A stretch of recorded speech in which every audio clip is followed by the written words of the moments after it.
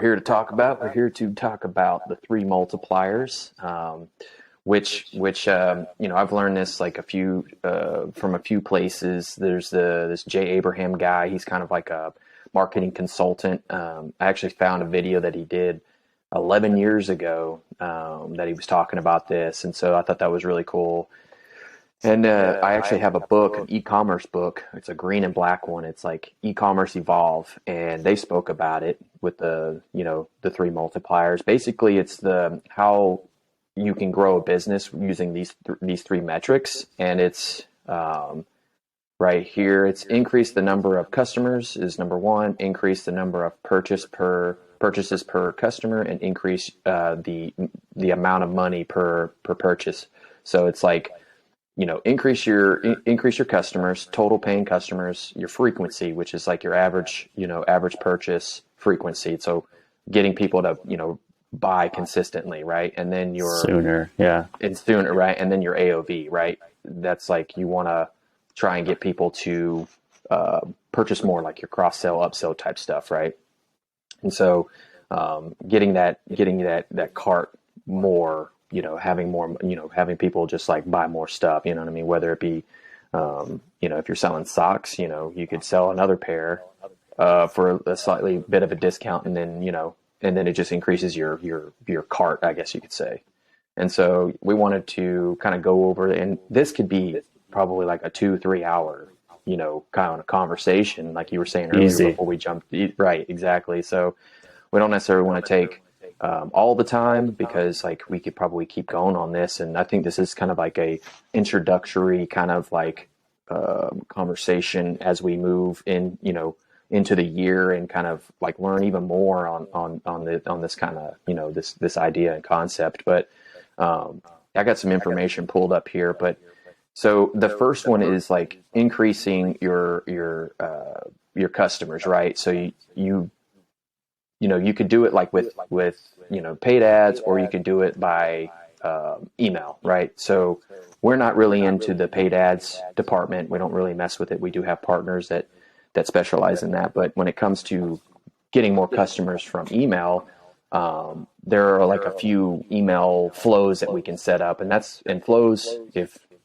whoever's listening not familiar with flows, it's just a email automation. And so what else? Let's see. We have, so building customers, it's like your welcome flow, right? So you want people to come in here, land on your store, whether you get the ads, right? Boom, they land on your store, and then they sign up, right? And then the first email they get is your welcome flow, right? And so I like the welcome flow because it's like introductory to your brand, right? In your opinion, Sean, what do you think like makes the welcome flow, or the welcome flow, so powerful? And like, how many emails would you? I know we had a video about this last time, but like to kind of bring that back or whatever. But like in terms of the welcome flow, what are your kind of top key like focus points for the welcome flow? So the whole purpose of a welcome flow is to get someone to make that first purchase. Mm-hmm. And so I would say, having, it's probably part offer, part customer experience that's like separates yourself from like every other brand that's probably doing something exactly like you're thinking about doing. So trying to like separate yourself from like the point of when they sign up for that email. So like that pop-up, making it a compelling offer, having, make sure you're doing the right testing so it like pops up at a good time, but not too soon. And then, once they do sign up, I think from that point alone, and before they get that first welcome email, they'll have probably a good sense of like, is this kind of like very on brand and going to be kind of a fun, cool experience? Or is this just like a carbon copy of every other sign up form and welcome flow that I've seen over and over and over again a dozen times? So, that pop-up is a really good entry point. And then you put your email in there, maybe even your phone number, and then you get your first like welcome email, welcome text. And so, I think that first email is just you just want to deliver on that promise of whatever that sign up form was. So if it was like, a recipe book, deliver on the recipe book. If it's a percentage or dollar amount off, then Mm-hmm. deliver that in your first welcome email, but make it very on brand, obviously, so like, and you want your copy, you want your everything to kind of reflect that. And I think that is kind of like your first impression with a customer, with a potential customer. And so really all the emails that follow that are really, again, just trying to get that person to make a first purchase. So you probably want to lead with your best foot forward, which is like your best selling product, and then kind of offer up reasons why they would want to purchase that product. So maybe talk about benefits rather than features, and what problems it's going to solve for them. And so just really being like very customer forward. I think those kind of aspects really make a good welcome Yeah. flow. Yeah, no, that's awesome. I definitely agree. So, like, to sum it up, it's like welcome to the brand, welcome to the family. Like, we are this kind of brand. It's like we could talk about the story of it, but then it's like because a lot of times there's that like first initial pop up where it has that offer, like the 10%, 20%, whatever, and so it's like acting on that. So then with this first multiplier, being customers, that's really the idea is to get customers when you're like doing emails, right? And so I think that's really important to think about, like the welcome like email, the welcome flow in that regard. But also there's like the abandoned cart or the abandoned checkout email, which also reminds people that, hey, like you have this in your cart.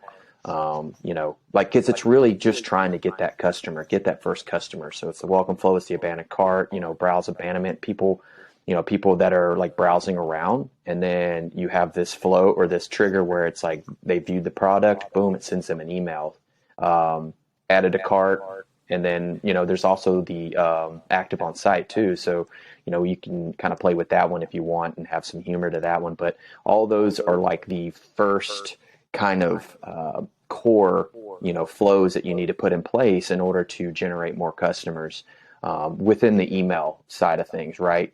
I'll mention, about like ad spend, just brief, but because that's not really what we do. But I was able to like look into this, and I want to get more nerdy with it. It's like ad spend formula. So it's like you basically have to figure out how like what your CAC is, right? Customer acquisition cost, or you know what I mean? So it's like, say it's $100, and you're trying to get, whatever, however many, clients or customers that you're trying to get. So, but it costs you $100 per customer, right? So you times that by, let's say 20. So then that's $2,000 on ad spend that you need to do to get those customers in on there. But the thing is that if you're spending $100, how much is your widget? You know what I mean? And so what I've learned, which is called like the CAC to LTV or CLV, kind of the same thing, is a 3-to-1. So then if you are selling, or if your like CAC is like $100, you want to make sure that it's like that your widget is like at least $300. So then you can kind of cover the cost. And so I've been doing some research, and I know that it's like the 3-to-1 ratio. And so that's really cool. So that's like just a quick brief understanding on like what it means to like go out and push for YouTube, not YouTube, but like Facebook ads or TikTok ads, and try and drive that traffic to your website, and then understanding how much it costs to get that customer, an actual